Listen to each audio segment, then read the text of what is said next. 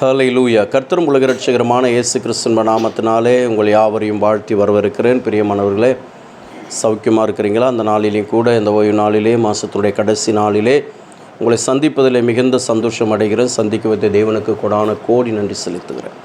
பிரியமானவர்களே, இந்த நாளிலேயும் கூட நம்முடைய சிநேகம் யாரோடு கூட, அல்லது யார் நம்முடைய சிநேகிதர் என்று சொல்லி கொஞ்சம் விளங்க ஒரு வசனத்தை உங்களுக்கு வைக்கிறேன்.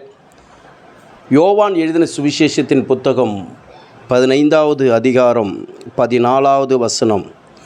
நான் உங்களுக்கு கற்பிக்கிற யாவையும் நீங்கள் செய்வீர்களானால் என் சிநேகிதராய் இருப்பீர்கள் என்று சொல்லி, நான் உங்களுக்கு கற்பிக்கிற, நான் உங்களுக்கு சொல்லிக் கொடுக்கிற, நான் உங்களுக்கு போதிக்கிற கட்டளைகளை, சத்திய வசனங்களை நீங்கள் கை கொள்வீர்களானால் என் சிநேகிதராய் இருப்பீர்கள்.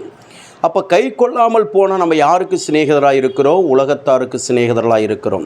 சில நேரங்களில் என் அன்பு தேவ பிள்ளையே, கர்த்தருடைய வார்த்தையை கேட்கக்கூடாதபடிக்கு நம்முடைய செவிகளை அடைத்து கொள்கிறோம். அடைத்து கொள்கிறது மாத்திரமல்ல, அதை அருவருக்கிறோம், அதுக்கு விரோதமாக நிற்கிறோம். அப்படி என்று சொன்னால் உலக சிநேகத்துக்கு நீ ஆளாகி கொண்டிருக்கிற. உலக சிநேகம் என் அன்பு தேவ பிள்ளையை ஒரு நாள் உன்னை பழி வாங்கிவிடும். ஜாக்கிரதை. உலக சிநேகம் என் அன்பு தேவ பிள்ளையே உன்னை ஒரு நாளும் நிம்மதியாக இருக்க விடவே விடாது. ஆரம்பம் உனக்கு நல்ல சுகபோகமாக தான் இருக்கும். ஆனால் உலகத்தினுடைய சிநேகமாக இருக்கிற அந்த சிநேகமானது சர்ப்பத்தை போல உன்னை கொத்த ஒரு நாளில் எழும்பி நிற்கும். ஆகையால் இன்றைக்கு நீ கர்த்தருடைய வார்த்தையை, கற்பனையை நீ கை கொள்ளாதபடிக்கு உலகத்தில் நீ ஓடிக்கொண்டிருக்கிறாய் என்று சொன்னால், ஒரு நாள் என் அன்பு தேவ பிள்ளையே அந்த சிநேகம் உனக்கு விரோதமாக எழும்பி நிற்கும். ஒரு நாள் அந்த சிநேகம் உன்னை பழி வாங்கும். நீ சொல்லுவ, என் கூடவே தான் இருந்தான் என்று சொல்லி. பாஸ்டர், உலகத்தில் மாத்திரம் இல்லை, ஆவிக்குரிய வாழ்க்கையிலும் கூட இருக்கிறவனே தான் எனக்கு சிநேகிதனாக இருந்தான், லாஸ்ட்டில் சிநேகா மாறிட்டான் அப்படின்னு சொல்லுவேன். அவன் பாம்பாக கொத்துவான் ஒரு நாளைக்கு.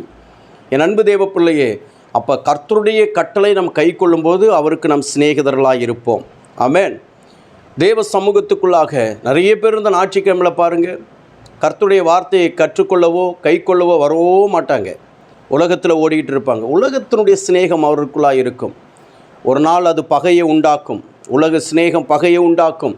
அந்த நாளில் இந்த சிநேகிதரிடத்தில், இந்த ஆண்டவராகிய இயேசு கிறிஸ்துவிடத்தில் நீ ஓடி வந்து ஐயோ ஆண்டவரே என்று சொல்லி கூப்பிட்டால் ஆண்டவர் ஒரு நாள் உனக்கு செவி சாய்க்க மாட்டார். ஆகையால் கற்பனைகளை கை கொள்கிறவனே கர்த்தருடைய சிநேகிதன். ஆபிரகாம் நல்ல சிநேகிதனாக இருந்தான். ஆமென். என் அன்பு தேவ பிள்ளையே, நம்முடைய வாழ்க்கையில் கர்த்தருடைய வார்த்தையை கை கொள்ள இன்றைக்கு ஆண்டவர் உன்னோடு கூட பேசி கொண்டிருக்கிறார்.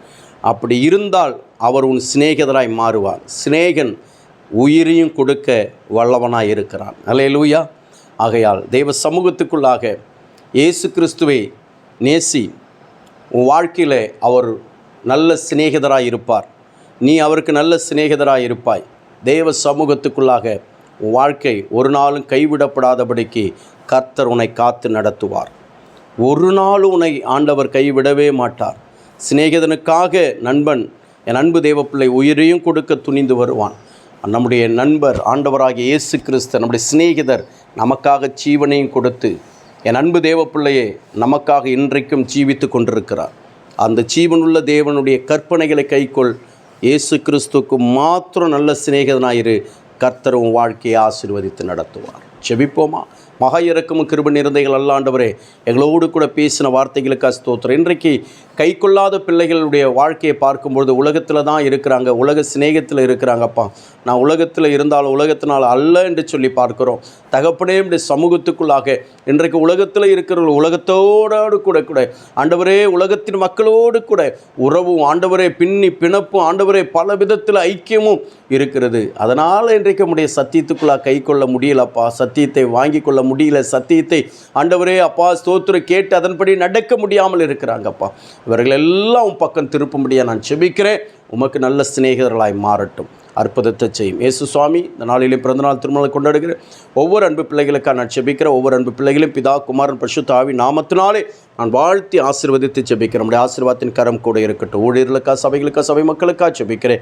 கர்த்தருடைய ஆசீர்வாதத்தினால் ஆசீர்வதித்து உமக்கு நல்ல சிநேகிதராய் கர்த்தர் நடத்தி உயர்த்தி மேன்மைப்படுத்த வேண்டுமா ஜெபிக்கிறேன் எங்கள் ஜீவனுள்ள நல்ல பிதாவே.